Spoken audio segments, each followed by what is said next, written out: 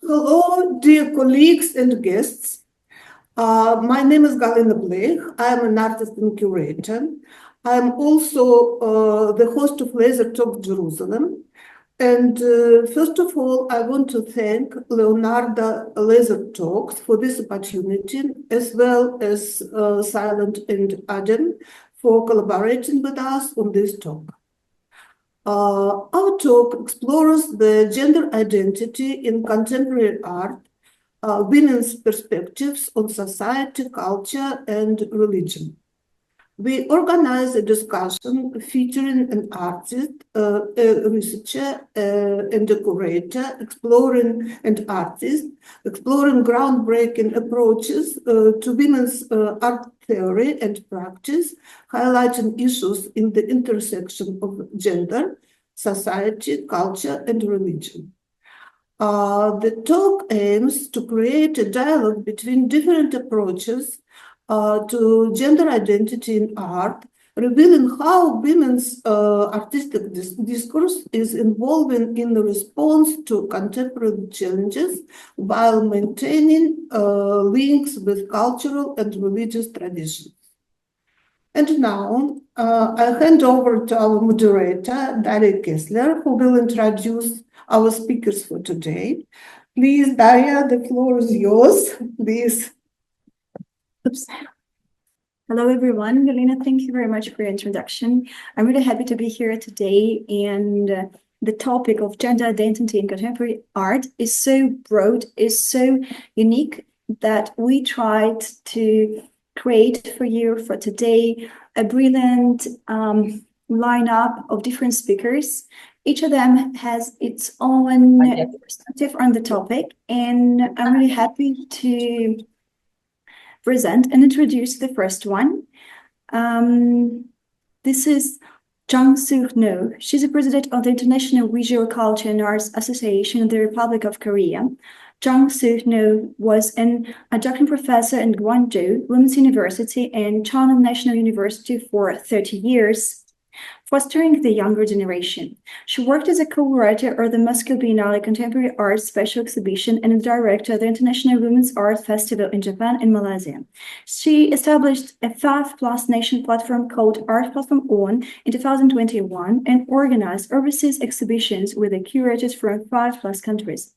Currently, she is the president of the International Visual Culture and Arts Association and the chairwoman of the both International Women Artists Federation Gwangju Chapter, Republic of Korea, and the Gwangju Epic Society of Contemporary Art.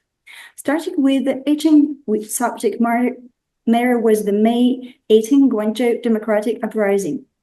She was worked as an artist in various art fields. She had 22 exhibitions in the Republic of Korea, France, Japan, USA, and Mongolia, and more than 417 group exhibitions in different countries. To be specific, she had a solo exhibition in France and Chapelle Saint-Julien, and a two-person exhibition at Nicolas Poussin Museum in 2022. She participated in the Aging Triennale in France in 2023 and the Jerusalem Biennale in Israel and AMA exhibition in Guangzhou, China, and Portugal in 2024. I'm really happy to give this floor to you, and please share with us your vision, your thoughts, and your perspective on this topic. 프레임 속의 여성 미술과 그 다름의 힘에 대해서 오늘 이야기하겠습니다. So today I'm going to tell you about women's images in frames, changes, and femininity in women's art. 오늘 발표 내용은 프레임 속의 여성 이미지, 그 다음에 변화, 그리고 여성 미술, 여성성을 소개하겠습니다. So as I said before, just three kind of the contents: female image in the frame, changes, and femininity in women's art. 20세기 이후 여성 미술은 여성성에 대한 고찰로 오랜 시간 동안 여러 연구를 통해 논의되었고 시대적 상황에 맞물려 변화해 왔습니다. 여성성과 남성성은 과거부터 생물학적으로 타고난 것이지만 오랜 역사적 과정의 산물로 존재합니다. 여성 미술은 다양한 사회 구조 속에 부여받는 다양한 역할들로 개인의 정체성을 구성하는 데 영향 관계가 있으며 개인이 수행하는 역할은 지역과 사회에 변화하면서 예술 활동에 영향을 주고 있음을 볼 수 있습니다.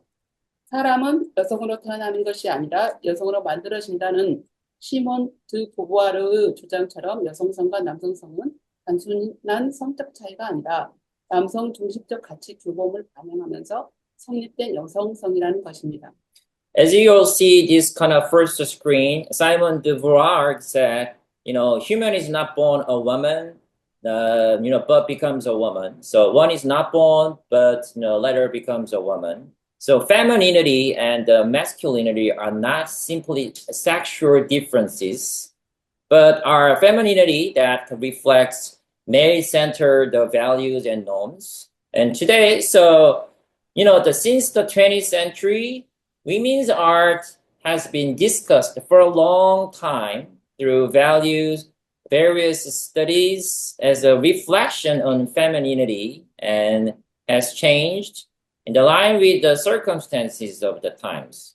So femininity and masculinity have been biologically innate since the past, but they exist as products of a long historical process. Women's art is released to the formation of individual identity through various roles assigned in various social structures. In addition, the rules performed by individuals affect artistic activities as regions and societies change. 그러면 프레임 속의 여성 이미지에 대해서 이야기하겠습니다. 과거 한국 사회는 오랫동안 남성 위주의 사회였고 전통적인 유교 사상에 의해서 부재된 활동 범위를 통제받았습니다. 여성들은 많은 지식을 쌓으면 안 됐고 애출도 금지하고 오직 자녀 축산과 양육, 가정의 현모양처의 생활을 중요시했으며 남성 중심의 규범이 여성 사회활동 범위를 축소하여 관념과 도덕의 테두리 안에 가두고 여성성을 강조했습니다. 어쩌면 이것이 만들어진 여성 이미지의 프레임이라고 할 수 있습니다. So as you can see the second slide, can you understand what the image is now? Can you imagine? All right. This is kind of the wedding ceremony of Joseon dynasty, which means before modern Korea. Okay. In Korea, for 500 years, there was a Joseon dynasty. This is the last emperor, not last dynasty.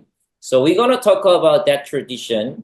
So in the past, it means in Korean society, mainly Joseon dynasty, the last emperor, men had been, privileged class, high class for a long time as the main, but women were always pushed to be extra, the outskirt or outside. So old Korea, before modern one, was a time when women were controlled by tradition of Confucianism, kind of Korean traditional some ideology. And by tradition of Confucianism, more than other previous periods, with a more regulated scope of activity. So women were not allowed to gain much knowledge and were prohibited from going out. Only childbirth and nurturing kind of the child education and good model of a wise mother, housewife, and good housewife were important. So emphasizing femininity, these male-centered norms, kind of tradition, limited women's social activities and ranges, confined them to the boundaries of ideas and morality as well. So I'd like to say, this is a frame of the created image of women in old Korea.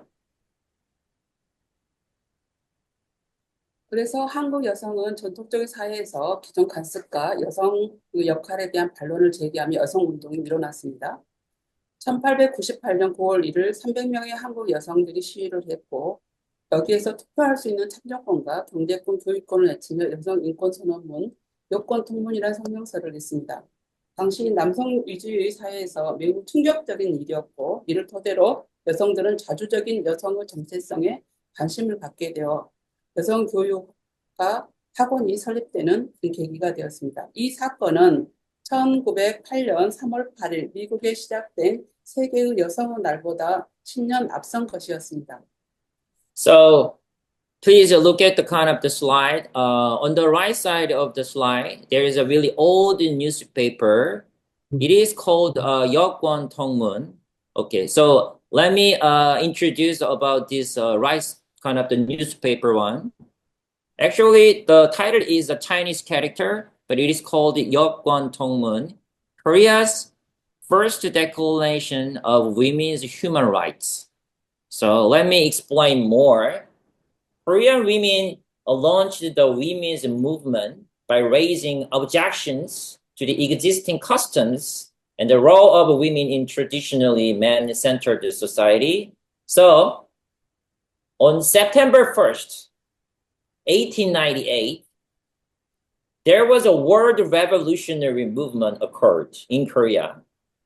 300 Korean women issued a statement called that Declaration of Women's Human Rights, the right side newspaper one, and calling for women to have the rights for voting, economic activities, education, by establishing schools so that they could receive education. This was a very shocking event in the male-dominated society at the time. Based on this, women became interested in an independent female identity, and later, women's education schools and academies were established. This event was very important because it was 10 years earlier than International Women's Day, which began in the United States on March 8th, 1908. 이게 여성들은 남성들이 만들어진 기존의 틀 속에 자신들이 잠재되어진 사회의 부당함을 항거하며 자신들의 목소리를 내기 시작했습니다. 그리고 모성애적 역할에 따라 여성 연대가 갖는 힘이 사회를 올바르게 이끌 수 있다는 신념이 생겼습니다. 이것이 이후에 여성 미술인들에게 자주적인 예술 활동으로 이어져 여성 미술 단체를 통해 사회적 모순과 차이를 좁히는 역할을 했습니다. 1982년 광주를 중심으로 여성단체가 창립되었고 국제적으로 아시아권 중심으로 국경에서 6개국이 모여 세계 여성 미술가 협회를 창립하게 되었습니다. 1993년에 각 국가를 순회하면서 이 여성 미술은 연구와 전시를 통해서 각국 현황과 개선점을 공유하게 되었고 이는 아시아, 유럽에 이어져 38개 국가가 여성 연대의 힘을 발휘했습니다. 광주 비엔날레의 시즌에 맞춰서 한국의 광주에서도 2012년 광주를 거점으로 광주국제여성미술제가 출범했으며 2021년까지 활동하다가 중단되었습니다. 1993년에 만들어진 세계여성연합회는 2024년 광주에서 예술인권이라는 제목으로 세계여성연합회 160명이 모였습니다. 동시대에 격변한 사회의 문제점을 지적했고 평화와 존중의 가치로 이야기했습니다. 세계여성연합회의 목적은 여성 예술가들의 감수성을 반영한 예술 작품으로 모든 권위주의와 상업적인 요구를 넘어 진실하고 정직한 삶의 태도를 반영함으로써 오늘의 고갈되고 상실되어가는 인간적인 사랑과 감동을 환기시키는 것입니다. 우리가 살아가는 세상에서 일어나는 여성의 존엄성과 상실과 폭력에 의한 상태는 사회적, 탈장르적 문화 정체성으로 진화 과정을 통해 치유하며 여성 연대로 동시대 미술에 대한 시각을 더욱 성찰할 수 있는 계기를 만들었습니다. So let me interpret CEO's No Jungsuk's words. On the kind of the first line, 1998, as we just explained, Yeokwan Tongmun, the Declaration of Women's Human Rights. Since then, now women expressed their voices, protesting against the injustice in the society of existing framework created by man. So So they gotta believe that based on the role of maternal love and the power of women's solidarity could lead the society to the right direction. So and later, this led to independent artistic activities for women artists and played a role of narrowing social contradictions and differences by women's art groups. So in 1982, as you see, Gwangju Women Artists Association. In 1982, Gwangju Women Artists Association was founded in Gwangju, and internationally, 6 countries allied around Asia gathered in Beijing to establish the International Women Artists Council in 1993 and toured each country once every 2 years to share creativity through women's art research and exhibitions. So this unstoppable activity continued to Asia and Europe, and in results, 38 countries received the strength through women's art solidarity. So based on this, the Gwangju International Women Artists Festival, shorthand IAAEA, was founded in Gwangju in 2012 to coincide with the Gwangju Biennale season and had been active until 2021 before being discontinued. The International Women Artists Federation, created in 1993, took a big jump internationally in 2006. And in 2024, last year, 160 members of the International Women Arts Federation held an art solidarity event in Gwangju, Korea, under the title Art and Human Rights. See, as you can see, this is about kind of the events was held last year of 2024. So this event pointed out the problems of rapidly changing society of the time through exhibition and conferences. We also spoke together with the hanging paintings, turning international tragedies into messages of hope and talking about the values of peace and respect. And the purpose of the International Artist Federation is to go beyond all authoritarianism and commercial demands through works of art that reflect the sensibilities of female artists, and finally evoke the human love and emotion which are being exhausted and lost by reflecting a true and honest attitude toward life.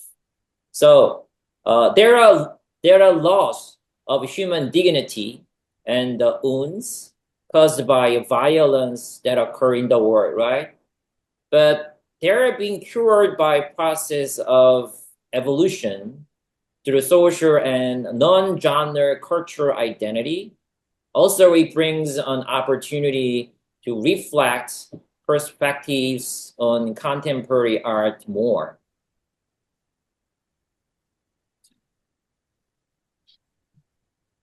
Like that, we had a big kind of some Women Artists Federation event last year.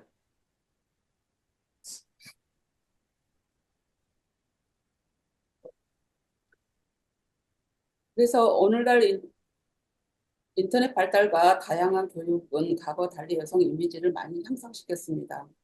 그리고 남성들과 대등하게 다양한 범주에서 여성들이 일하고 있으며 또 이러한 연대를 통해서 사회 일원으로서 존중하고 살아가고 있습니다. 그러나 한편으론 여성 이미지는 과거와 또 다른 프레임으로 적용하고 있음을 경계합니다. 이것은 자본에 의해 상업적 이미지를 생산하기 위해서 자극적이고 감각적인 측면에서 매력적인 미적 대상인 소재로서 여성을 적용시키기 때문입니다. 현대사회에 공인된 자본은 대중에게 여성의 신체에 대한 구체적인 이미지와 개념을 지속적으로 제공하고 있으며 왜곡된 이미지와 자아를 생산하고 있습니다. 인터넷에서 거래되는 여성의 이미지, 디지털에서 소비되고 있는 여성의 육체는 점점 비인격화되고 사물화되고 소비되는 욕망의 주로서 표상되고 있습니다. 소비사회에서 여성의 이미지들은 여성의 아름다움만 목적으로 한 상품으로 취급되어지고 명품 브랜드를 선택하는 것이 자기의 정체성으로 간주되는 현상은 여성 자신에게도 정체성에 대한 더욱 혼란에 빠지게 하고 있습니다. Well, as you can see, the two images, the image of women traded on the internet and the female body consumed in digital art are increasingly depersonalized and objectified and represented as symbols of desire to be consumed. In consuming society, female images are treated as a product for the purpose of female beauty, and the phenomenon that choosing a luxury brand is considered one's identity confuses women themselves about their own identity. So today, the development of the internet and various education have improved the image of women, unlikely in the past. And women are working in various categories on an equal basis with men, and women are living as respected members of society. However, on the other hand, we are wary that the image of women is being transformed into another frame from the past. Like to produce commercial things by capital, the modern society makes women materials as aspects of simulation and sense. So the official capital kind of money of modern society continues to provide the public with the specific images and concepts of women's bodies and reproduces distorted images and egos. 그래서 여성의 성적 매력을 부각시키는 인터넷과 대중 매체에 반대하여 페미니즘 활동에 나타나고 있습니다. 그 예로 광고와 페미니즘을 결합한 햄버타이징은 여성성을 새롭게 정의하도록 독려하고 있습니다. 여성 이미지가 꼭 아름다움으로 소렴할 필요가 없이 멋있고 강할 수 있도록 하는 것입니다. This is about fematizing. Okay, so let's give an example first. Fematizing, is a kind of combination word of advertisements and feminism. So it encourages to define the meaning of femininity in new way. Female images don't need to be, accepted or consumed as the word beauty, but the fabulous and strong. So therefore, feminist activities are emerging against the internet and mass media that highlights women's sexual attractiveness. 과거 프레임 속의 여성 이미지는 국가나 지역 정착성에 따라 혐오, 양처 등 보편적인 관점에서 정의되었다. 하지만 여성들은 사회적 활동을 활발히 해지고 탈지역화, 세계화, 기술 발전, 인터넷 및 대중매체의 영향으로 기존의 여성성에 대한 정의에 도전하고 여러 관점에서 여성성을 재정의하려는 움직임이 있었습니다. 그렇다면 오늘날 여성 미술에서는 이런 점을 어떻게 나타나고 있을까요? As you can see, this kind of some chart. In the past, the green one, please look at the green one. A woman's image in the frame was defined according to a universal perspective, such as 현모 양처. It is a kind of the good and wise housewife and mother. It is kind of the following national or regional identity. But now, thanks to influences of kind of the deregionalism and globalization and advances in technology and internet and mass media, etc., women's social activities become more active and challenge definition of femininity. Also, there is a movement to challenge the existing and redefine femininity from various perspectives. So here is, at this point, we have one question. how does this appear in women's art today? 예술은 소비사회가 만들어내는 이미지들에 따라서 해체와 재가공이라는 표현을 행위를 통해 동시대 매체 예술 그리고 여성과 여성 예술을 재정립을 시도하고 있습니다. 그래서 여성 미술은 시간과 공간 그리고 다양한 경험과 사회적 현상에서 변형되고 또 다른 여성 미술의 매혹적인 이중성을 내포하는 심리적 메커니즘으로 여성 미술의 새로운 정체성을 제시합니다. 오늘 여성 미술의 여성성에 대해서 다시 확인해 보려면 작가를 소개하겠습니다. 기술과 신체를 매개로 한 사회적 문제를 애쳤던 오를랑은 나는 내 몸에서 예술을 바쳤다라는 말과 함께 나는 페미니스트고 내 생각을 연구하기 위해 성형수술을 사용하고 싶다라고 밝히기도 했습니다. 오를랑은 1990년 성형수술 퍼포먼스 성 오를랑의 한 생을 실행하기 1년 전 육신의 예술 선언문을 발표하며 페미니스트적인 예술관을 명백히 나타냈습니다. 육신의 예술은 인간의 신체와 예술 작품의 제약을 가하는 관습에 반대한다. 육신의 예술은 반형식주의자자 반순응주의자다. 이렇게 정의했습니다. 서구 미적 기준에 부합하는 여성의 아름다운 이미지를 모두 자신의 얼굴에 합성함으로써 미적 기준에 대한 모순을 밝히고자 했습니다. 성녀와 창녀라는 간접적 여성성을 해체하고 작업에서 시작하는 성형수술로 자신의 몸을 재구성하는 시기를 거쳐 증강현실, 비디오 게임 등 첨단 기술을 활용해서 인체와 기계를 결합시킨 테크노 바디라는 작품을 통해서 강조 침입에서 그녀는 우리에게 많은 것을 보여주었습니다. So let me explain about and introduce the women artist named Orlan. Before that, art is being nowadays recreated as contemporary media art, women and women's art through the expression of the deconstruction and reprocessing following the images created by consuming society. So here is Orlan's kind of the arts explanation. Orlan, who spoke about social issues through technology and the body, and she said, I have dedicated my body to art. This is the saying of Orlan. I'm a feminist, and I want to use plastic surgery to, perpetuate my thoughts. So Orlan clearly expressed her feminist view of art by announcing the Corner Art Manifesto a year before performing the plastic surgery performance. It is called Reincarnation of Saint Orlan in 1990. The left picture one. So the art of the body challenges the convention to impose restrictions on the human body and artworks. The art of the body is anti-formalist and anti-conformist. Orlan, she tried to reveal the contradictions is aesthetic standards by combining all the images of beautiful women that conform to Western expectation onto her own face.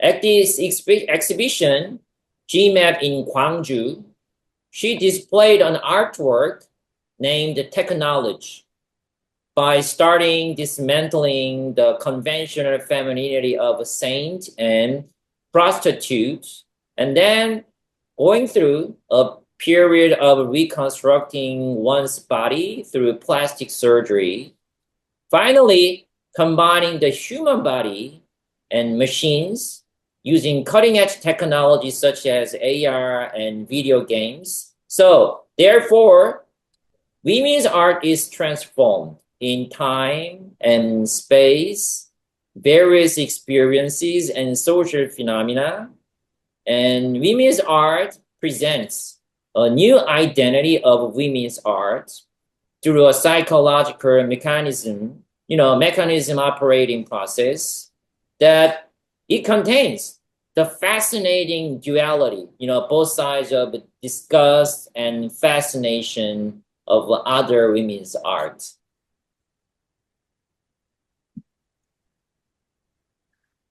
이브루 사이보그 시리즈는 인간의 육체가 지닌 한계와 불완전성에 주목해서 미래의 신체를 형성한 작품이다. 이 작품은 역사상 미의 전형으로 일컬어지는 다양한 여성의 이미지를 창조하여서 성적 매력을 극대화시키는 한편 머리, 팔, 다리 등의 절단된 신체를 제시하여 조립이 가능한 기계적 속성을 보여준다. 전통적 여성 간의 틀을 갖춘 성 이데올로기가 건재한 모습을 시사한다고 볼 수 있습니다. 이러한 것은 미래 여성의 모델로 나타납니다. This is a picture of artwork by Lee Bull, a Korean artist. This artwork shows each part of a head, arms, and legs, which were cut and they can be assembled in mechanical characteristics.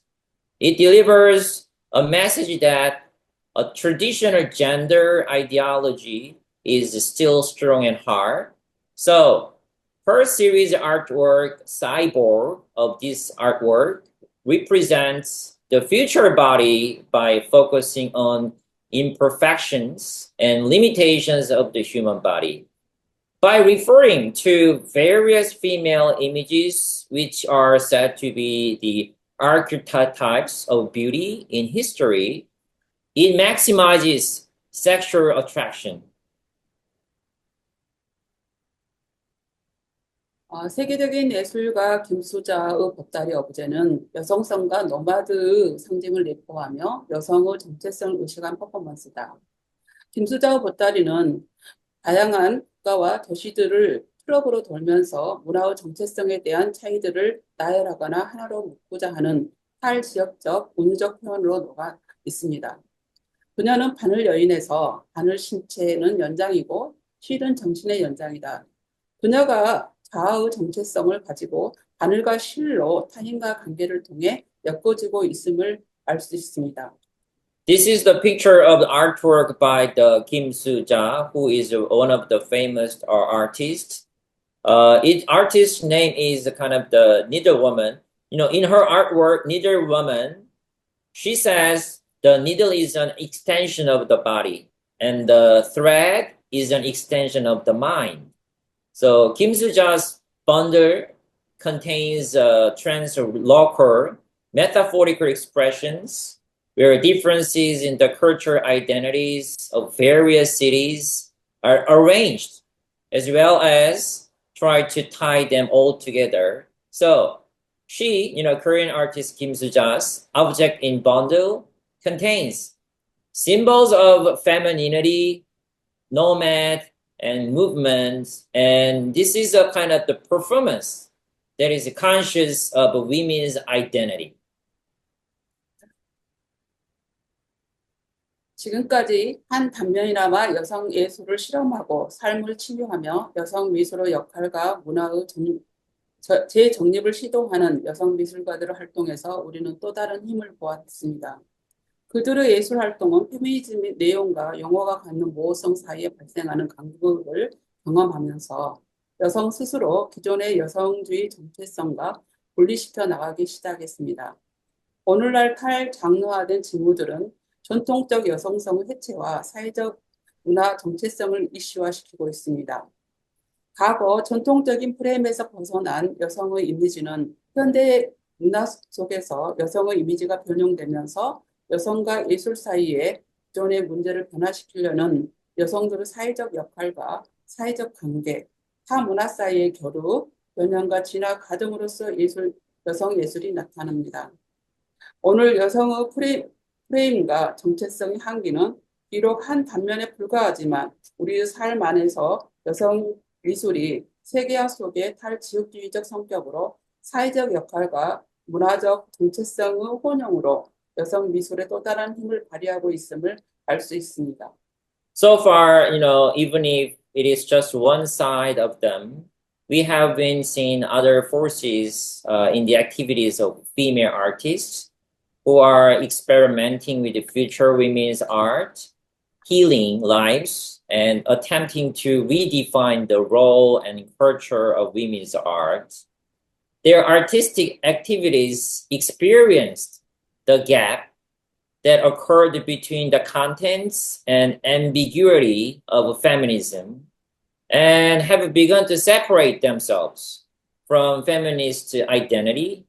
So today, science out of genre issues the break of traditional femininity and socially cultural identity.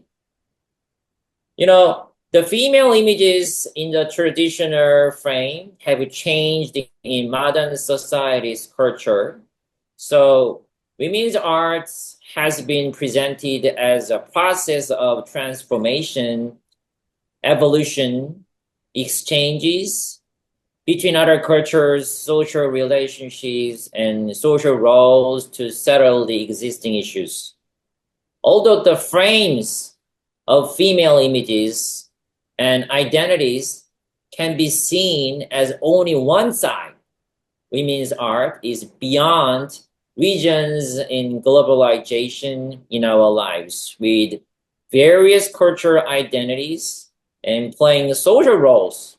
So it is considered as another power of women's art. 긴 시간 동안 들어주셔서 감사합니다. Thank you for listening to my kind of long presentation. Thank you so much. 감사합니다. 감사합니다. Thank you. Thank you so much. Thank you for sharing with us your knowledge, your vision, your perspective. Thank you. It was really very interesting, and it's really a huge amount of information which might increase the level of understanding the gender and the women role in the contemporary art. Thank you.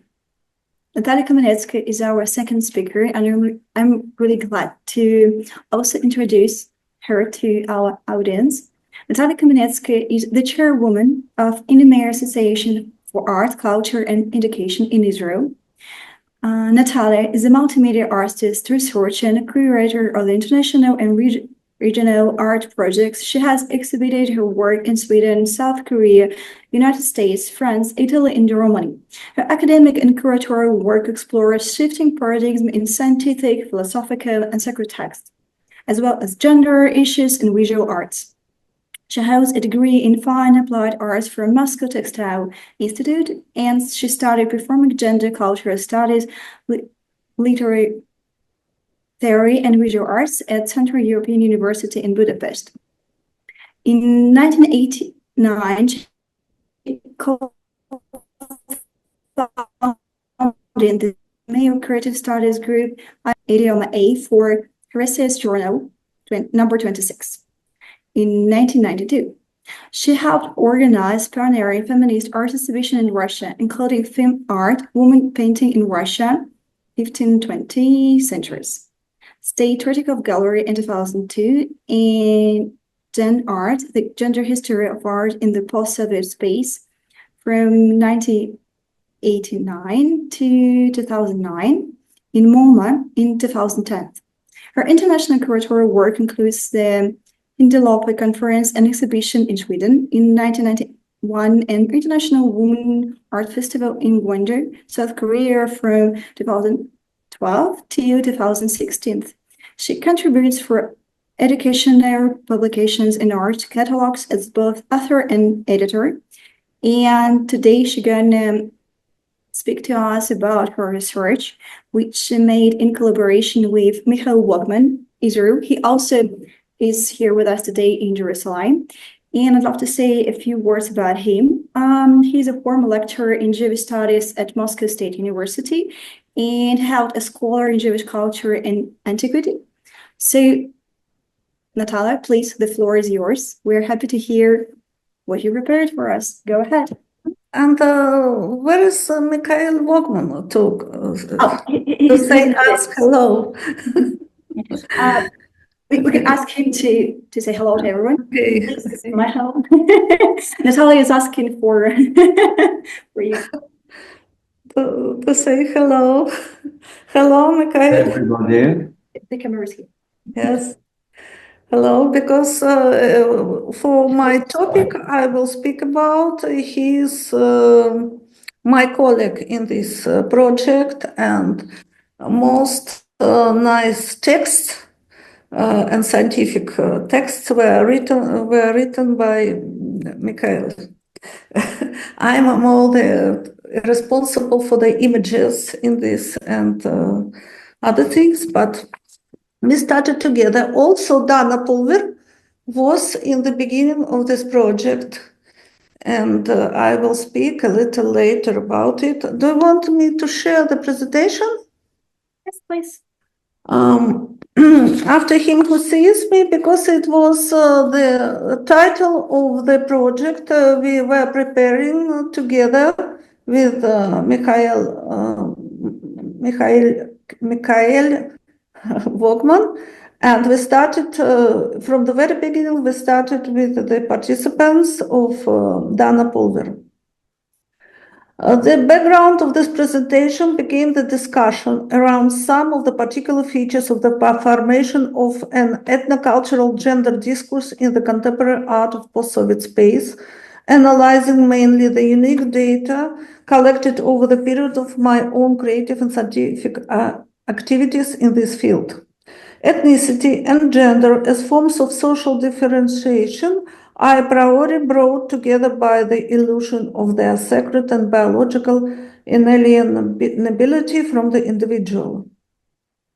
Thus, the phenotype of speech features can be hypostatized by public consciousness into the construct of people, and opposed social roles are artificially substantiated by biological sex, ensuring the power of some and discrimination against others. The study was based on the materials of art and educational project mainly carried out during the period of scientific and teaching activities in 1993 till 2015. It's about me. Thus, selected art projects on gender and national identity issues were created within the Interaction of Cultures and Polyethnic Space program. Ethnicity and gender as forms of social differentiation are a priori brought together by the illusion of their sacred and biological inalienability from the individual. Thus, the phenotype of speech features can be hypostatized by public consciousness into the construct of people. And imposed social roles are artificially substantiated by biological sex. And so, nevertheless, all these projects were focused on a broad one-dimensional approach to the representation of the feminine in masculine-oriented culture. At the same time, women artists search for their niche in what history has another aspect. It gives a new perspective to normative and sacred monuments. Today, women's artistic discourse is positioning itself as an attempt to revolt against the primordial, non-repressive spiritual concepts in the foundational texts of specific cultures. The project After Him Who Sees Me was dedicated to creating a dialogue between traditional Jewish religiosity and the burning problems of identity and gender, and contemporary women artists' creative insight into the thoughts and cultural realms that the Torah engendered.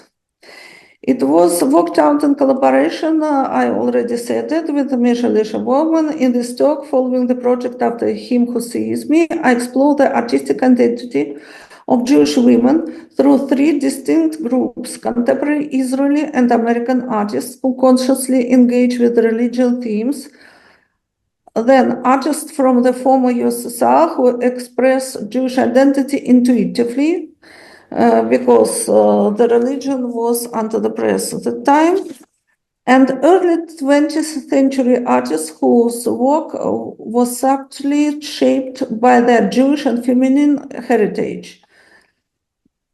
I highlight how these diverse perspectives intersect within with and reflect Jewish tradition, offering a nuanced understanding of the interplay between art, identity, and heritage. The exhibition project Matronita,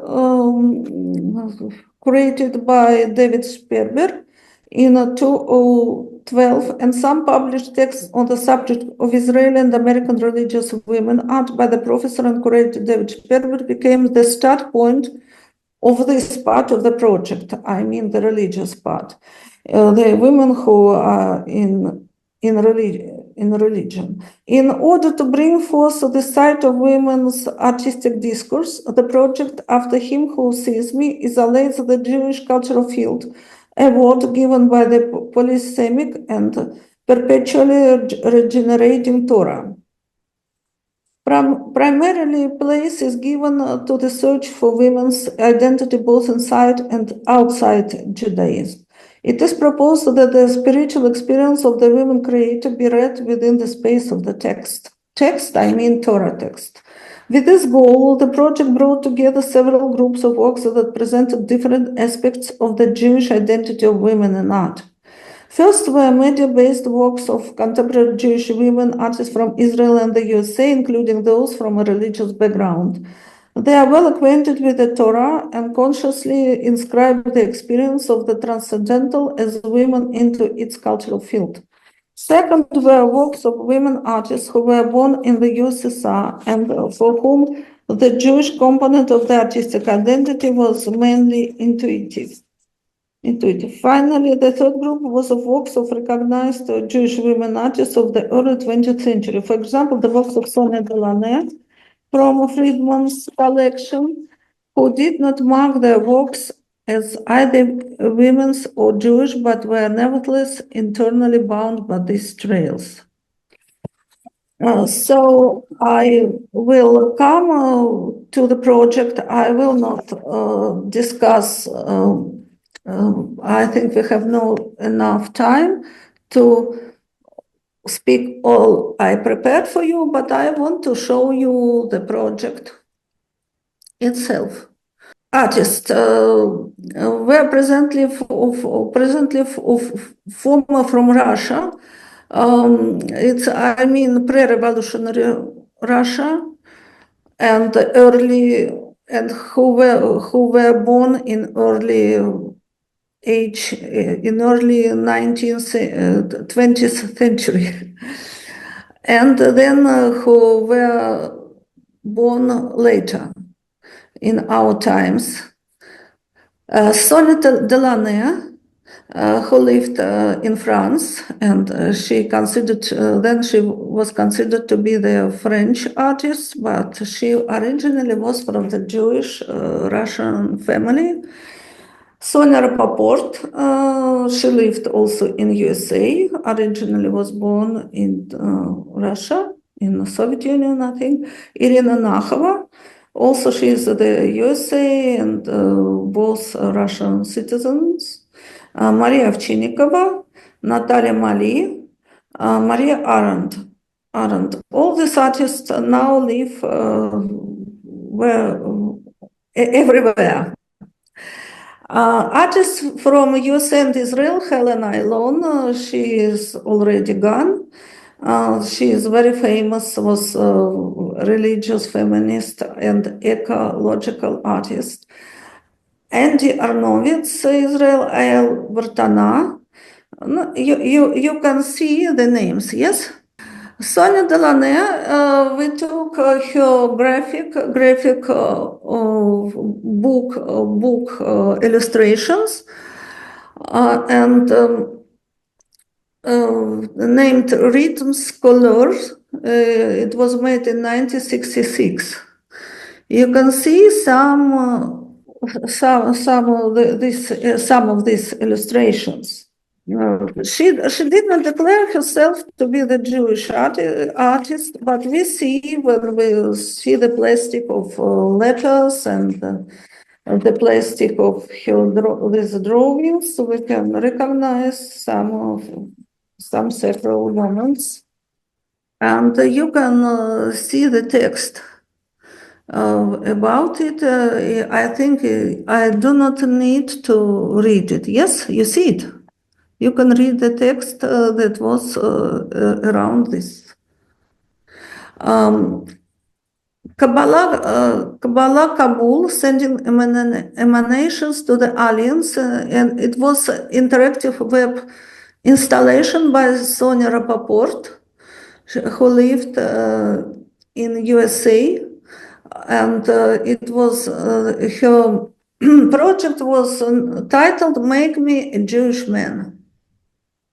It was an interactive web installation in the times that were not so much development of the interactive art or computer art. She was one of the pioneers. I want to show you the cracks in time, the art by Michaёl Rovner. She is a well-known artist from Israel. And I saw by my this install projection, I saw some of her arts with my own eyes. First in the Venice Biennale in 2003, and she became very popular after that. And this is her topic. But this video was shown in the Multimedia Museum in Moscow. And I saw that we see only the fragment, and you see the shadows of spectators, of people who look at it. But this movement, it was the endless movement of this little people who are like letters on the list. And the shadows, the two shadows of I think like gods, a goddess and the male god, like their shadows, and people were, and it was cracked all this space with the time, but all these people who were like symbols or letters continued their movement. And at last, these big figures, I see the figures of gods probably, or something like this, some big spirits, they disappear.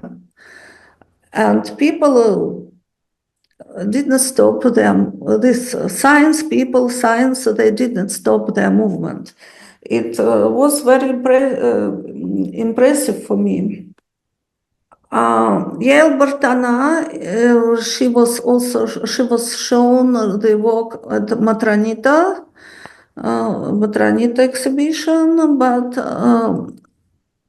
it's video installation, 3 minutes.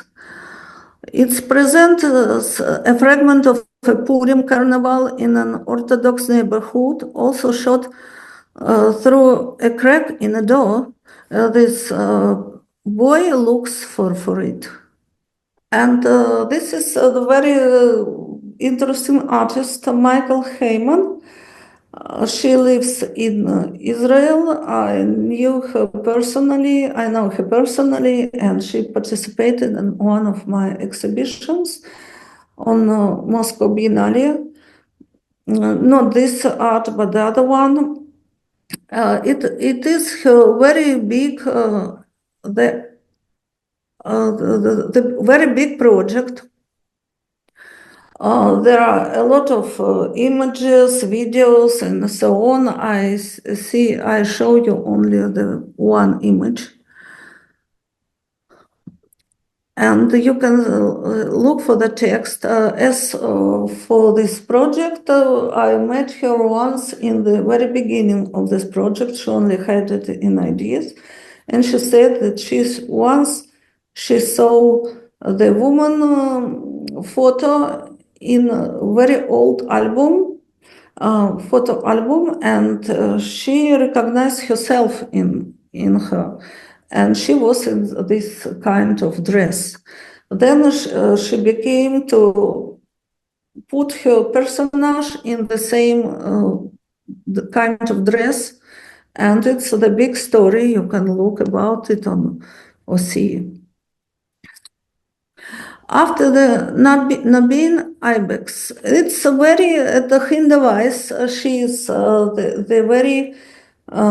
I do not know about now because I met her in 2016. I saw her art in the Kesler Museum exposition, and at that time, the subject of her art was very close to my own thoughts about these goats that were pushed into the desert.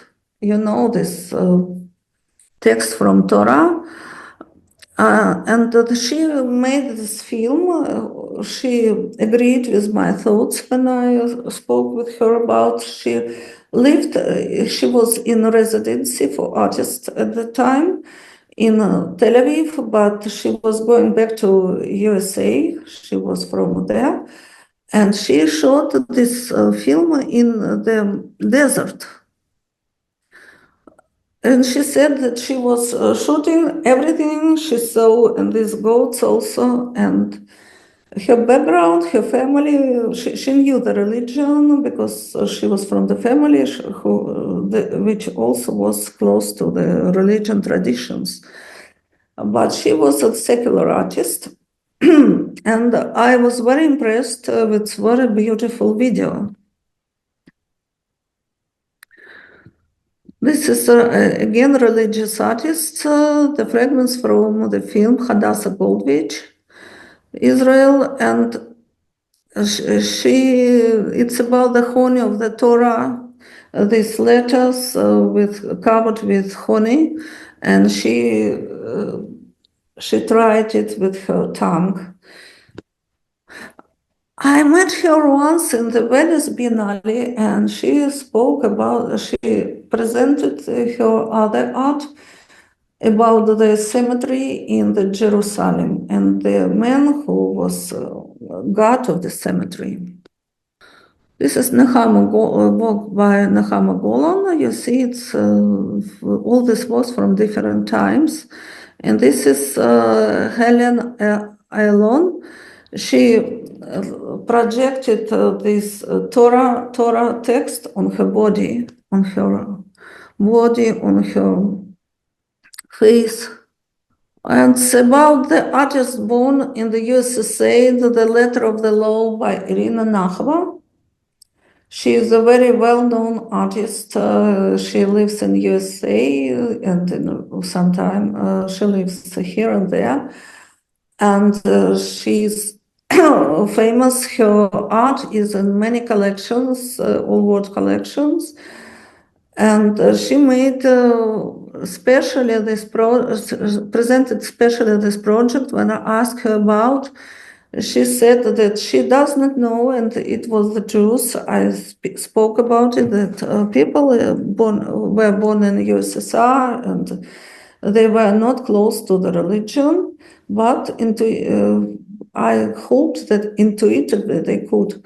And she follow the text. She does not know the meaning of this text. She took the definite text, definite sacred text, but she makes some fragments of it more bright. She watched it. She does not read it, but she watched it by eyes. It's her, and she accepted it by her own eyes. Maria Ovchinnikova, she currently now she's in Georgia. She made this egg. The egg were her team, and this egg is covered with several. She made it from special materials, papier-mâché, and she covered it with the texts, several texts in Hebrew. Maria Arendt, she lives and she is Israel citizens and also the Russian citizens. And it's like the fourth part of one. This is the name of her work, and it was devoted the thought of Jewish blood in her. The contour of the work reminds her the logo of an Israeli bank, and she received the absorption basket money on the cut of this bank. But also it was somehow connected with her reminiscences with her grandfather. Her grandfather, the sculptor Meir Eisenstadt, was an uneasy and self-doubting man who said that the national and the international struggled in him. For example, after first sculpturing a young female collective farmer with piglets, he eventually broke all the pigs and replaced the pig in her hands with a loaf of bread. So then artist was born in the Caucasus country in the former USSR, Nataliya Mali. And she filmed this project in Georgia. She was born in Dagestan. And she was the prominent representative of the Jewish people living in the Caucasus, mountain Jew, you know this, some a little different culture from European Jews. And this work consists of 4 video performances and photo depicting the images of a woman whose actions bear the character of ritual and sacred manifestations. You see, it was. So I think that this is the end of my report. If I have more time, I could speak and speak. But now, what I wanted to say that why did it called after him who sees me? The author of this title was really Dana Pulver, because it appeared to the text in the Bible text of Hagar, who appealed to the God in the desert when she was sent to the desert. It was the first time when in the Torah the woman spoke with the God directly. So thank you for your attention. Okay, Nataliya, thank you very much. Thank you for being with us. Thank you for sharing your ideas and your presentation and your research. We will come back to you on the question section. And now we'd love to present the next speaker, the Dana Pulver.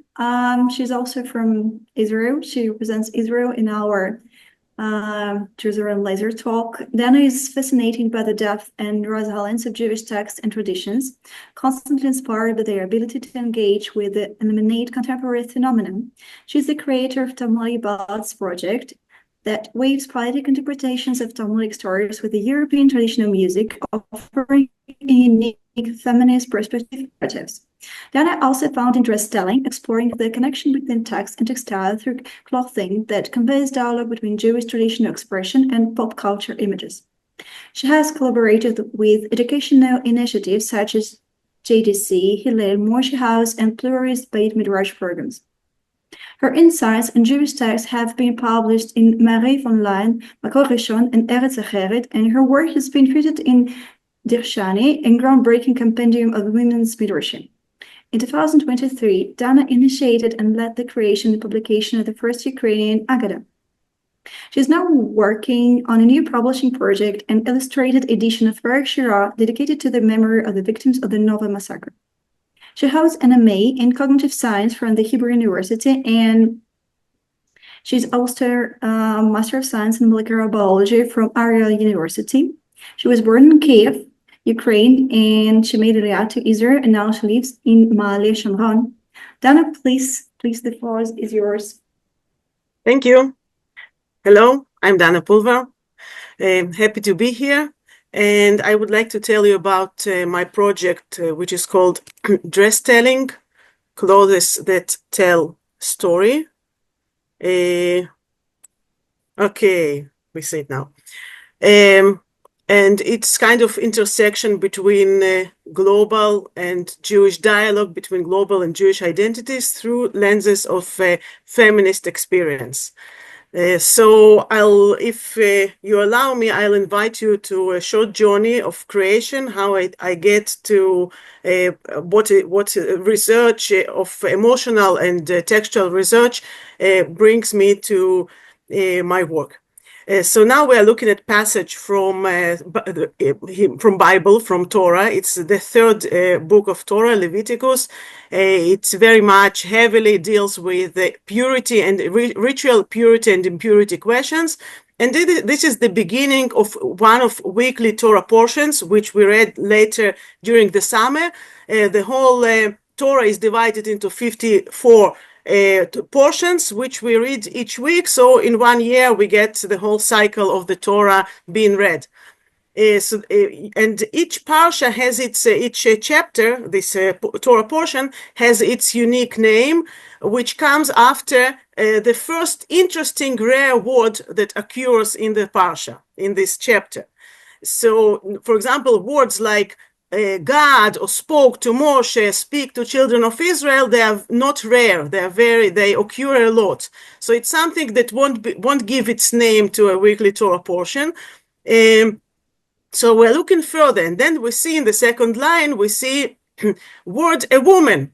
Now, woman is a pretty rare word for Torah. There is not many mentions of a woman. So one would expect that this parsha would be called Parshat Isha. This weekly portion would be called a portion of a woman. But actually it does not. It's called Parshat Tazria after the next words. I cannot emphasize here. Produces seed, which is very different from woman. Seed is something that takes us immediately to a masculine world. So instead of given the name for this parsha according to the first rare word, we are going to the next one. And what this example gives us, that when I'm as a religious person and feminist person, I read this text, I always read it with mixed feeling, because I have, first of all, some anticipation, a woman. So I'm expecting some intimate dialogue with Torah about what humanity is about what is the meaning to be a woman. But then immediately, all this my anticipation, all this hope goes away, because I'm taken into a very narrow path of an aspect, being a woman as being a procreation vessel. A woman, if she bears a male, then she bears a female. Also, immediately after that, there are impurity questions. When she is impure after giving birth, what she has to do in order to go back to the society, to the public. There is, if you see on the fourth line, circumcision of the baby, of the male baby. And I feel that I'm totally not in my conversation. This is not the topics I wanted to talk about. So not only I come to this text with mix of hope and frustration, and they are synchronic because I already read this text multiple times. So not only I come to it with hope and frustration at the same time, I also feel trapped by the agenda that this text sets to us. I don't want to talk about humanity from the being womanhood from the point of pure and pure. Do I want to be a mother? Don't I want to be a mother? That's not the questions that I want to start with. They may be somewhere much later. So I feel very much with this text, somehow encouraged, for example, by Hélène Sixot, to how woman writing would be different from a man's writing, and also how we are being trapped in the conversation, in a diachronic, a dichotomic conversation that are set by masculine way of looking at the world.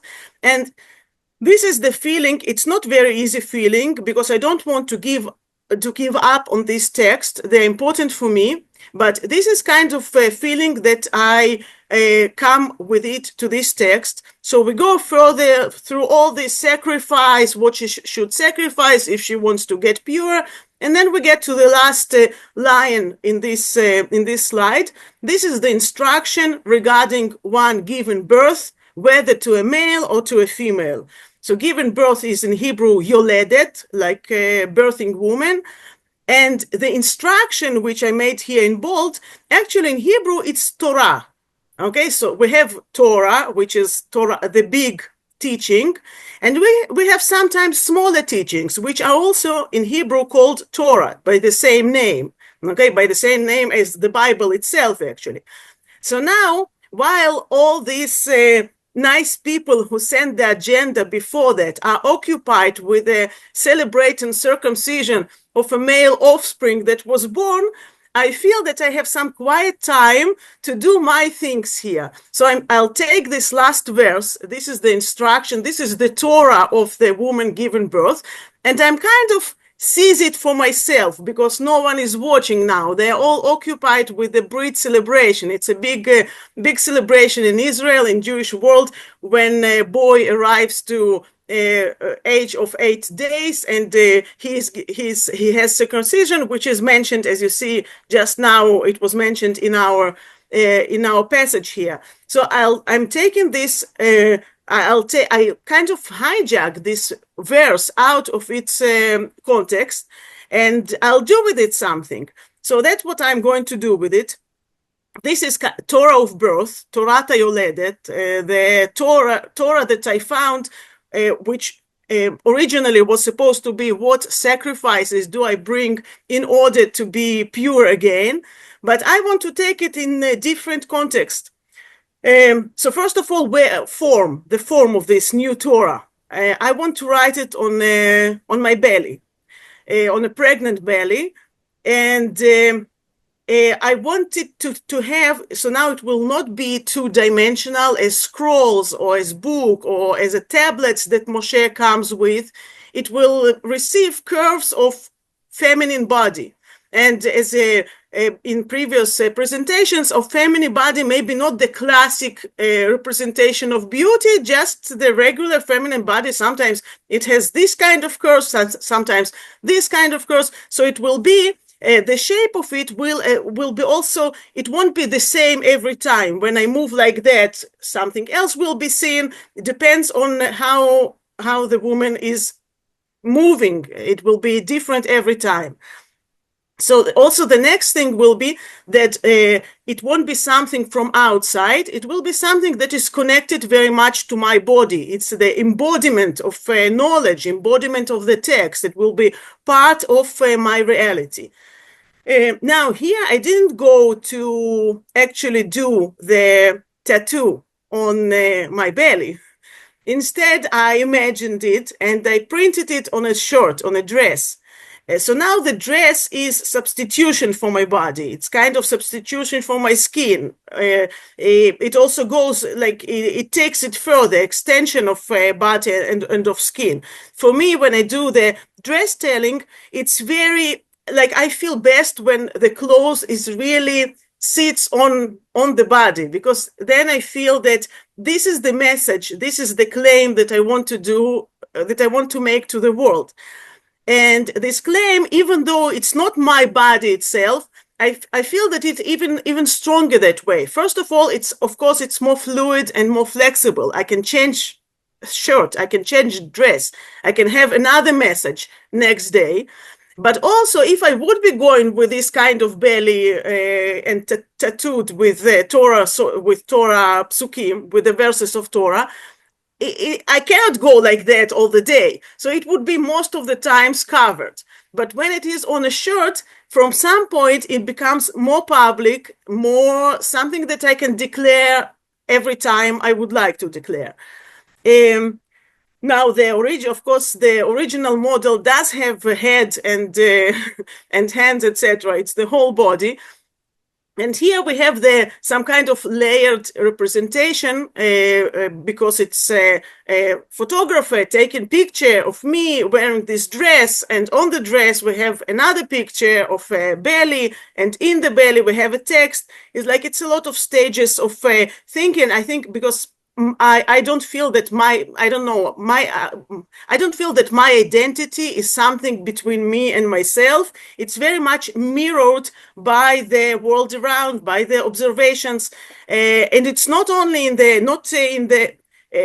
it's all the times trying to live up to expectations of the society, but just to understand what exactly do I feel with myself. Sometimes I need this resonating with the outer world, and I think this layered image is also about this. I was very happy to find in in the interview of Alicia Ostriker, she's a Jewish contemporary theological feminist. She also deals with Bible, that she's talking about women feminists today as rebirthing God the Mother.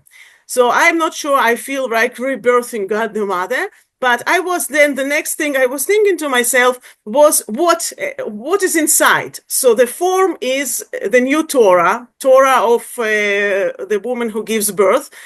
What is she giving birth to? What in the end will be there? So we know the spoiler, it will be a baby, you know, but then the baby comes to be the new world, the new life.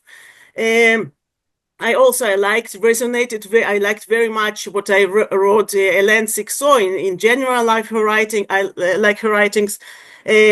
She's talking about bearing strangeness inside myself when I am pregnant, and then finally being free myself from this strangeness. So the next, like the one that is echoing the first dress, this dress, it says in Hebrew, Hayom Harat Olam. It's a line from New Year prayers. New Year in a Jewish tradition is a creation of the world. So one of the prayers says, today is impregnation or conception of a world, and it uses a very feminine word, impregnation. It's not exactly conception. It just in English I didn't find a good translation for that. So it's very feminine view of world creation as opposed to a classic one. So that is my Rosh Hashanah dress when I'm pregnant, at least. Hayom Harat Olam. Today is the impregnation of the world, and I think that this new Torah HaYoledet, brings life inside. Together with the identity, which changes through the way, because instead of being something something out from outside, it becomes my inner identity that is engraved on the body. Okay, this is actually this part I wanted to show you a process that leads me towards my work. Now I'll show you just a few more examples of feminist intersection between feminist, Jewish, and global that I use in dress telling projects. All the dress telling is about dresses. It's about t-shirts or dresses, something that is very close to body. For me, it's kind of a border check control, like me, world, and now I'm coming out from my identity towards the world. So this is passport. This is the document that I show when I go out. So this collection, it was the first one. It was a big fun. There are few sentences in Talmud, not too much. I'll tell you the truth. It's not the normal image of Talmud, but there are a few sentences in Talmud that are speaking about that all women are witches. Okay, sometimes it says even the most kosherest of women, she's a witch, or she possesses witchcraft. And what I did with this is pretty straightforward reclaiming. Okay, you want us to be witches? We'll be witches. We will be happy with that. Of course, the reclaiming is something I think also very strong in Jewish culture. Jews on different stages were made to wear signs that were supposed to oppress them. For example, like a yellow star, or like funny heads. And later on, what Jews did, they just reclaimed it. Okay, you want me to be with a funny head? I will be with this funny head till this day, because I'm not embarrassed to be Jew. Okay, you want me to be a witch? I'm not embarrassed to be a woman, so I don't care to be a witch. Okay, this kind of reclaiming, I think it's something that feminists can have private lessons from Jewish culture, because it's very, very strong in it. So here I took these sentences in Hebrew, and I put them together with images from vintage images from like Halloweenish from 20s or something like that, photographs about women who are dressed or who behave like witches. And then we have this correlation together. And I had unbelievable models who helped me to make this journey real, as I said, real fun. Also, its location was very interesting location in Israel. And for example, this flying on the broom witch is actually my daughter. She was the first teacher of feminism for me when she was 2 years old. I started with her help. She's my firstborn. I started realizing that, and it's great that because then I had 3 boys, so I was already prepared to be a feminist mother after her. And here it's not AI, it's not Photoshop. She just said, I'm going to jump off this cliff.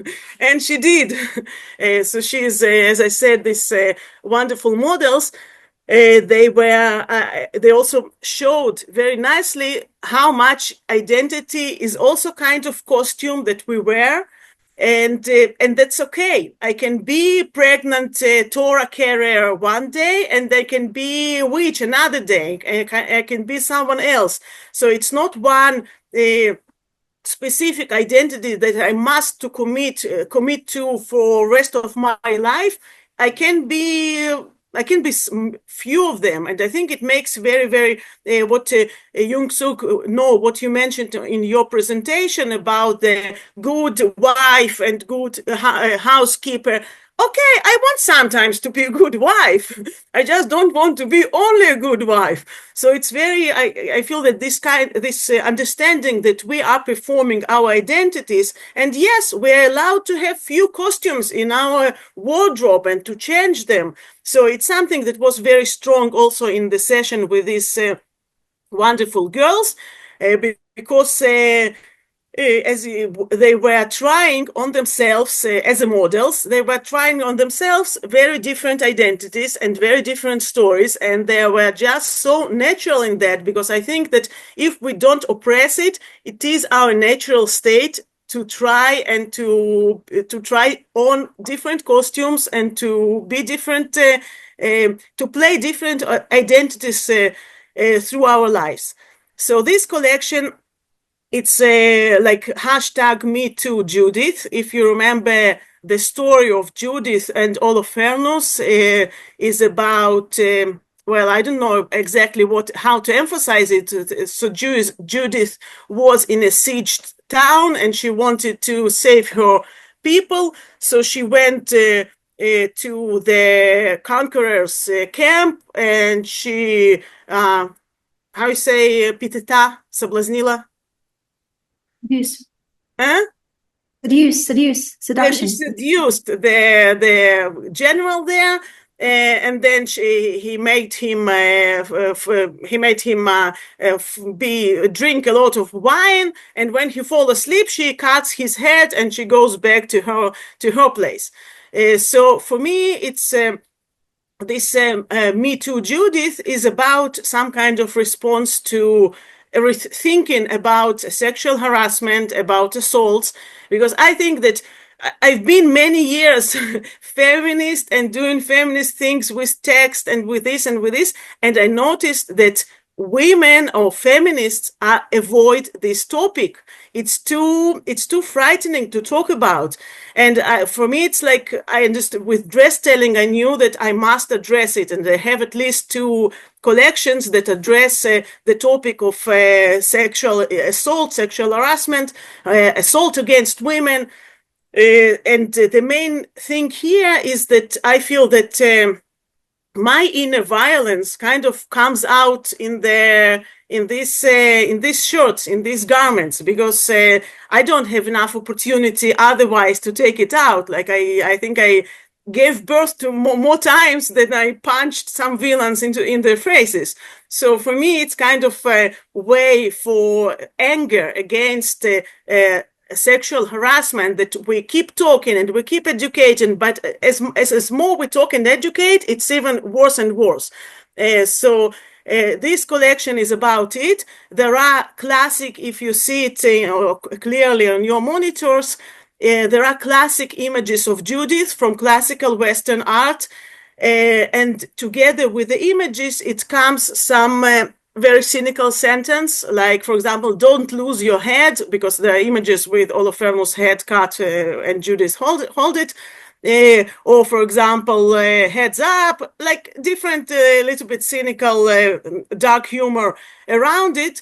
And we had the whole, in Israel, in Jewish tradition, this story is connected most of all to Hanukkah, to the celebration of Hanukkah. So we had the whole setting of this table and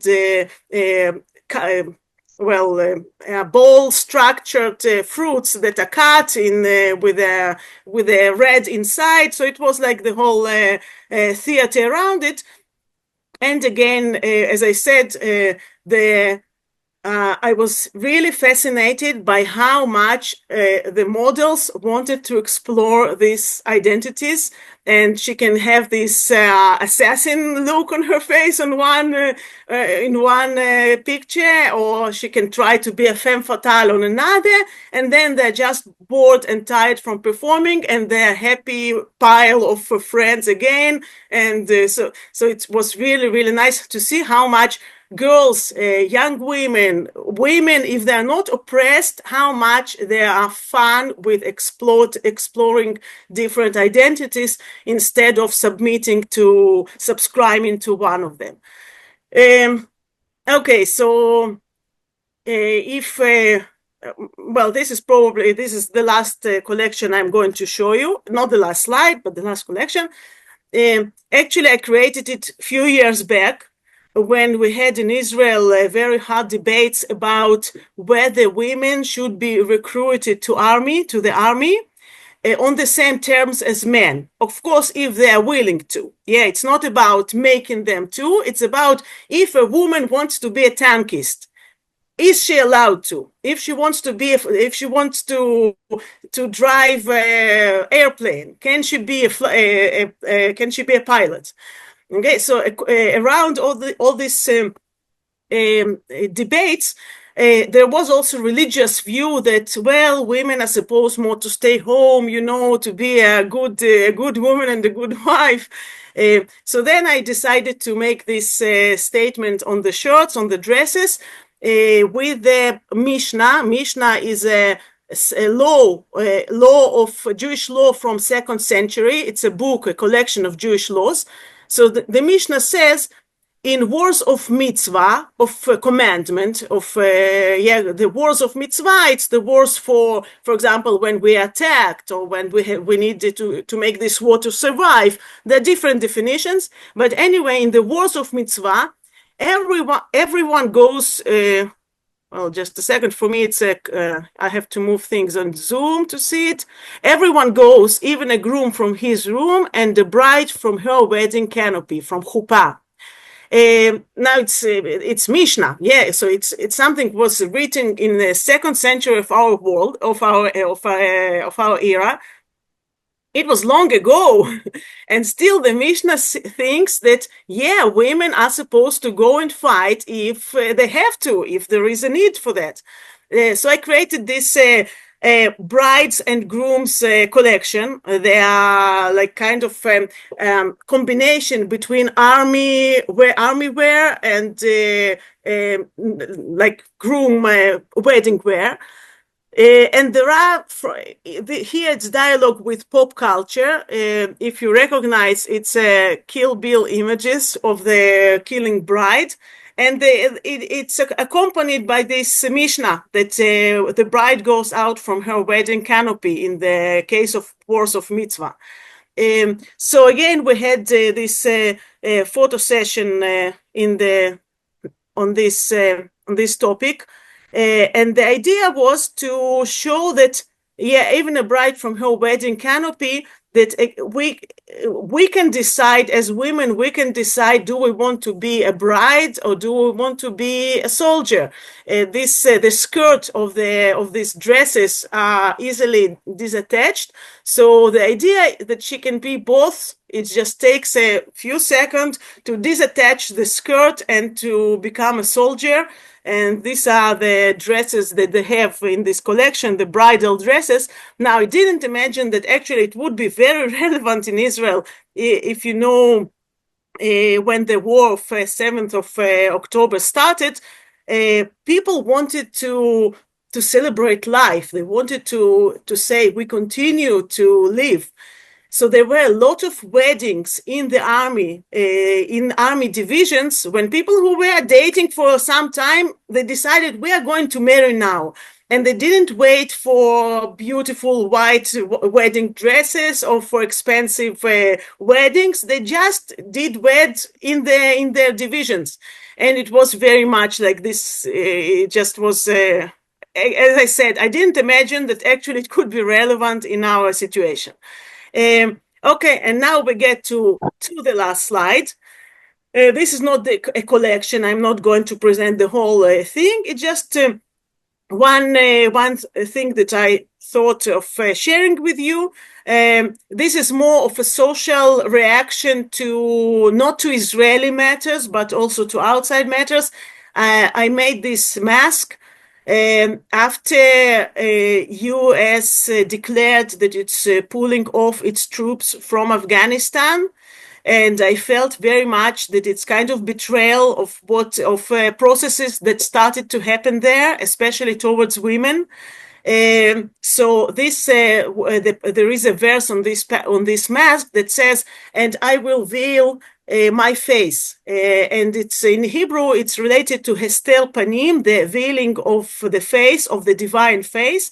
And the meaning of this of the veiling of the face is that we are confused. We don't know exactly what is right and what is wrong. We don't feel like divinity is helping us, and it's not very good. So again, I felt that I want to make it's multi-layer statement that first of all, like US and the Western world is turning its face off Afghanistan. So I feel that I want to cover my face out of shame for the Western world. And the Afghan women will now have to veil their faces with hijab. And we are still in the end of COVID, so we are still covering our faces, and everything together comes to the veiling of the face of the divine, and it's kind of making us all together. We are interconnected in our different, in our openness and in our closeness, and we have to seek and to try to get to the faces of each other. So it's the last thing that I wanted to present to you. Thank you very much. Okay, this was about dress telling, clothes that tell a story. And yeah, if you have questions, we are just coming to this section after Galina, after Daria will declare it. Thank you. Bye. Thank you very much, Dana. Thank you for your very emotional storytelling about your dress telling. It's fascinating, and it's a true story that women could be one day a witch and one day a bride. We can keep a household, and after that we can go to the war. So thank you very much.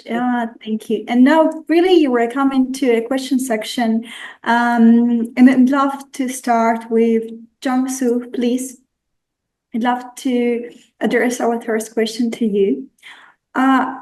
Please, when you were delivering your presentation, we all remember that you were telling us that from passive to active, this is like the direction, the movement of the women, of their role, of their images, of they're changing their direction from being a passive object to be an active doer, a person who's more as he is and as she is, and a less distorted image. So please tell us from your experience, from your perspective, what do you think about contemporary women artists, how we could support them, to inspire them to express their artistic ideas freely? 답변하겠습니다. 여성 예술가들은 지역의 정체성 반영에 탁월한 모성애적 발현을 가능합니다. 그래서 사회 환경에 따라 또 시간의 흐름에 따라 여성의 그 창의력은 새로운 담론을 형성하기도 합니다. 우리가 창의력을 증대할 수 있는 방법은 다양합니다. 연구 발표 장소와 또 계기, 그리고 경제적 지원을 하는 것, 그리고 여성 미술인들한테 관심과 독려가 가장 중요하다고 생각합니다. So thank you for asking about kind of my kind of the artist kind of experience and kind of perspective. Female artists can express excellent maternal love for reflecting regional identity. So depending on the social environment and the passage of time, the expression of a women's art forms a new discourse. So we need two main supports. First, female artists need to get more opportunities to interact with society. That is the first, interaction with society. And second, there is a need to support to activities of women's art groups. So through these changes and collaboration, it will play a role in promoting cooperation between countries and regions, as well as leading to our better other regions. So that's it. Thank you. I got you. Thank you. I think it's a brilliant suggestion. And of course, women artists need this kind of support and help. And now, Dana, please, I'd love to address my second question to you. Let's talk about boundaries. So you said that between the feminine and the universal, the self and the world, the Jewish and the global, there is boundaries. What defines these boundaries to you? Are they fluid? Is it possibility to change them or to intersect, to interview them? How do you distinguish one from the other, and how you use these boundaries in your artistic expression? Okay, thank you. So these boundaries, you said the universal Jewish, universal feminine also. Well, I hope they are pretty flexible and liquid, like the whole dance is to dancing with them, to try them on, etc. Actually, I have few projects, like not all of them. This one is textile, but also in music. My musical project, I'm trying to take two things that as if they are opposite, and to see how they can correlate, how they can have a dialogue together. For example, my other project on Talmudic ballads, it takes ancient, early European music and Jewish Talmudic stories. And it's something that never met together. So I am, by the way, different. There was collaborations, like Hasidic songs also use Ukrainian or Gypsy music. But this specifically something that instead of being afraid from each other, because I think that, for example, I don't know, it probably that in 300 years ago, French culture was afraid of Talmud, and Jews were afraid of French culture. So now I hope that we are less afraid from each other and we can meet. So these boundaries, they're still somewhere, but we can come really closer to them. What is interesting, and I do want to share it now, that I feel that in this kind of different projects that I'm trying to check the border itself, the border themselves, somehow the roots, the medium is very important. There are medium that requires to some, I don't know, calm conversation, mutual acceptance. And sometimes there is I feel that sometimes there is a medium that really requires fight. I don't know how. For example, my musical project, it's much more about making peace and romantics around it. And somehow in the clothes, it's more like, I'll show you. It's more like something. The boundaries, they are pushed from the two sides. Okay, like I'll take some. Pop culture image, and I'll take some Jewish Talmudic text, and they will be in a clash that is meaningful, that is supposed to do something. So that's also interesting. That medium impacts the message, impacts the kind of this dance around the borders that I'm going to have. If it answers the question. Yeah, definitely. I love your metaphor about that is all is just dancing, moving. It's a very beautiful one because we know, for example, tango is a dance now, but before it was a way of a fight between people. So dance is also about the rhythm and the energy and the power and taking the floor. Can I ask something? One thing. 저희가 그 지금까지 경험해 본 결과 우리가 그 예술적 표현에 영감을 얻을 수 있는 것은 여성들이 신화적인 이야기, 그리고 또 아까 말씀하는 몸에 대한 이야기, 그리고 가장 현대 미술에서 미디어 매체에서 나오는 그 예술의 다양한 융합인 것 같아요. 그래서 그 융합을 자유롭게 풀어버리면 굉장히 많은 문화적, 사회적 부딪힘에 의해서 새로운 것을 생성해낼 수 있는, 탄생시킬 수 있는 그런 예술이 나오는 것 같습니다. Thanks so much, kind of, for saying from the Dana, because from your kind of the inspiration, I got kind of some new concept of kind of idea. So I think artistic expression is just like a really combination of kind of many new things of kind of elements, like the body or mythology or other things, right? So it looks like just kind of like a fighting, right? It's against, but. So through kind of the woman artist kind of the activities, we can just make a kind of the combination, and then we can make like a boom, like a big wave. So this is really kind of the good kind of the project, Dana. Thank you. So what do you think about that? So you're kind of the planning to kind of the combine kind of the new kind of the some reverse things or kind of fighting thing, challenging things. So what do you think about this? Beyond your kind of project, you want to kind of try kind of more just getting, the only combination or new things kind of thing beyond your project. Yeah, You're gonna keep going. I feel myself some kind of serial combinator. Like when I see two uncombined things, no, I have this. So every time I think about something new, I think, well, it has to be something that people didn't think about it yet, or it doesn't exist yet.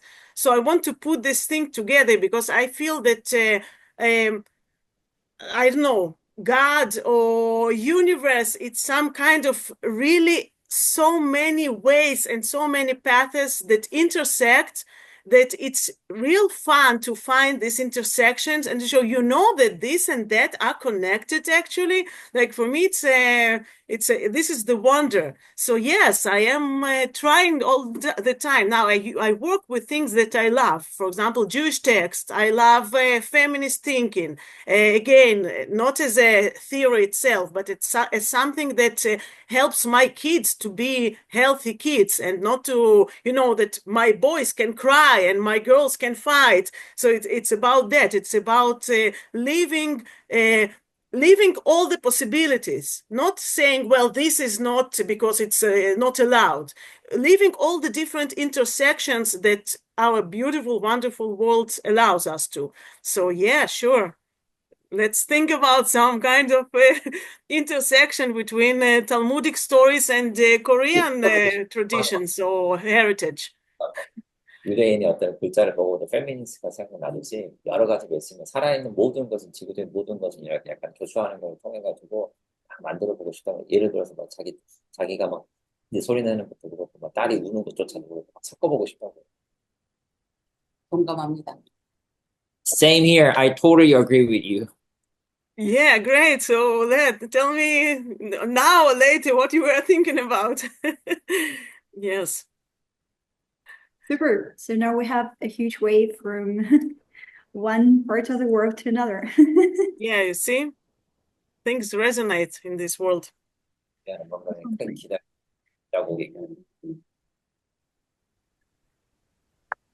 Okay. Unfortunately, Nataliya had some problem with connection, so she left. But we have Michaёl. Could you please join us? And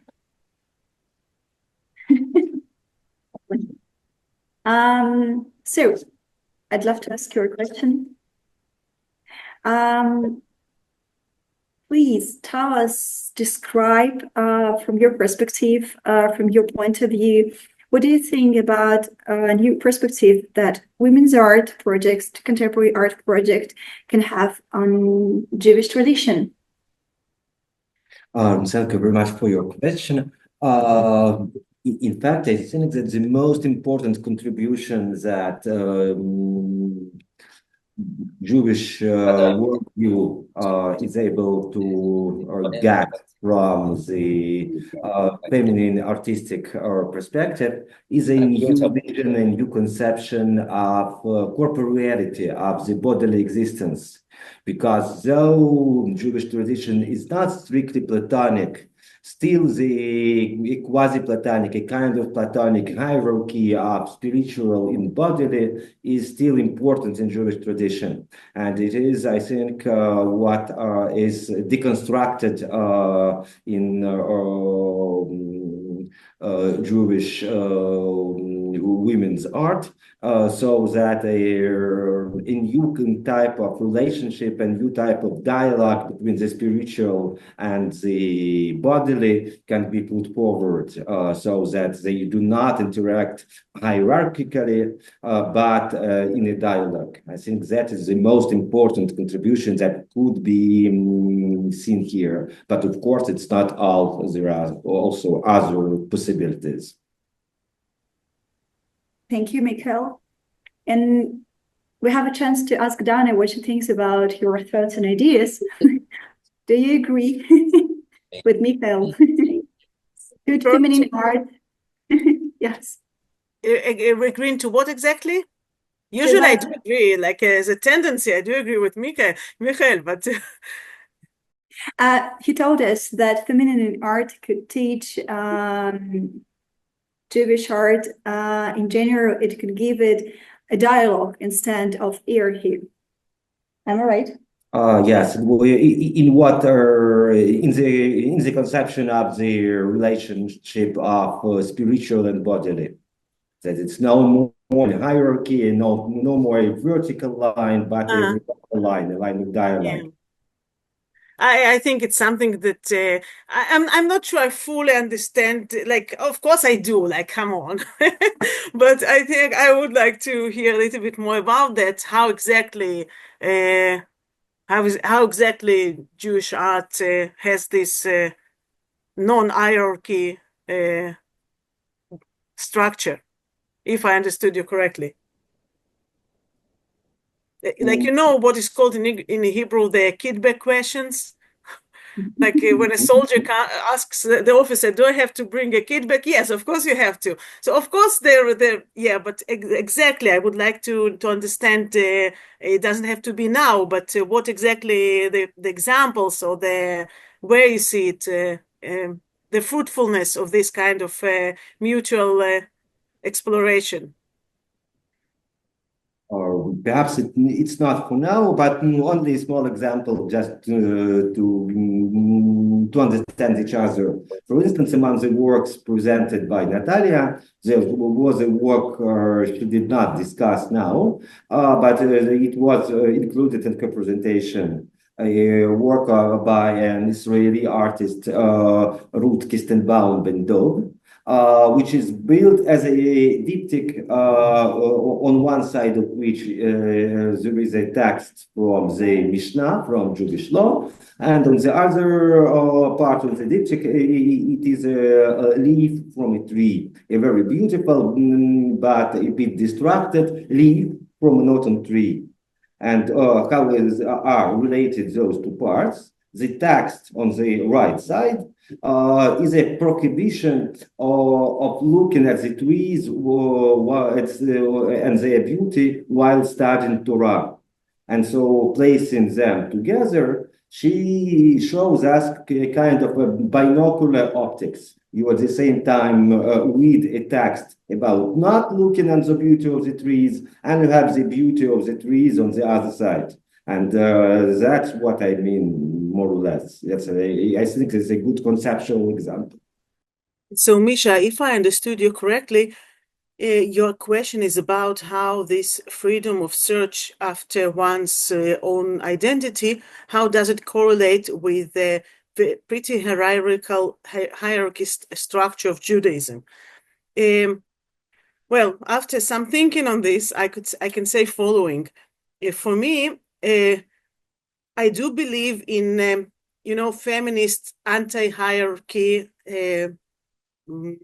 principle that power decisions shouldn't be concentrated in a hierarchical way, but rather spread upon different members of society. As a practical person, I never saw this working during my pretty short till now, but still some life experience. Like what I saw, that if there is no mommy or daddy for some activity, it's not going to happen. So I think we are not yet there.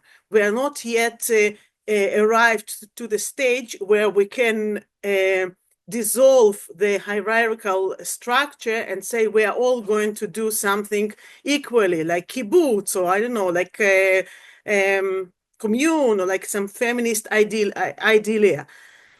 So I think we're not there yet. I think we might get pretty. I don't see something very like absolutely must be in Judaism that has to keep hierarchy in its structure. Because there is also a hierarchy which is kind of organic. That's okay that grandma and grandpa know more, or they saw more in their lives than young children. That's okay. That's it's not. It doesn't mean that they are not on the same level or something like that. But of course, we should use experience and specific abilities of different people. So I think there is some work yet to do here, and I hope that yes, maybe someday, like Rav Kook used to say that we once we will be all vegetarians, but we are not there yet. Like and today in Judaism, like you don't have to be vegetarian. You can eat meat. You are supposed to eat meat on different occasions. But yes, Rav Kook, for example, did think that ideal state, which we have to arrive to, means that we won't kill other animals in order to eat them. So the thing that now Judaism is this or that doesn't mean that it cannot change, or doesn't mean that it's not supposed to change.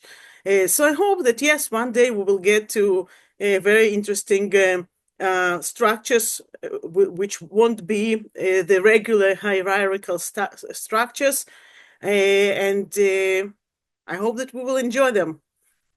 And I can add on this topic that I particularly enjoy and love stories of Ursula Le Guin. She's like science fiction, but she calls herself social science fiction about future worlds, where she plays a lot with all these questions: how hierarchy can, how world can be without hierarchy, how different models of hierarchy can be used, models that are more inclusive, more making everyone to feel at home. Sometimes they are feminist, sometimes they are not feminist. So yeah, it's I think it's a topic that can be discussed, through the much longer conversation than now. And I would certainly love to talk also about interpretations of Ursula Le Guin in this context. Thanks. Thank you.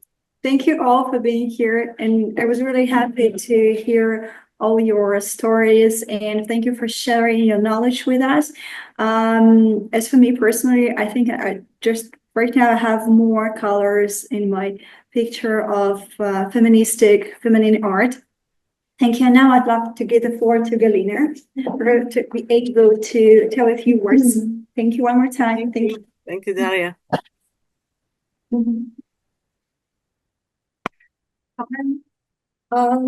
I think our meeting today turned to be very interesting for me and for everybody. And thank you, Jungsuk.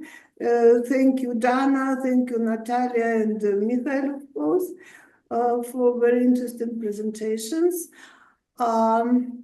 Let me wish all of you creative success and new interesting works. Thanks also for to our permanent moderator, Daria Kesler. She is wonderful. And once again, thanks to CYLAND and ADEM for their cooperation and help in organizing our meeting. And of course, thanks to the Leonardo Laser Talks platform for the opportunity to work within the creative community and share our ideas with the whole world. Until our next meetings, bye-bye. Thank you. Bye-bye. Nice to meet you. Bye-bye. Thank you.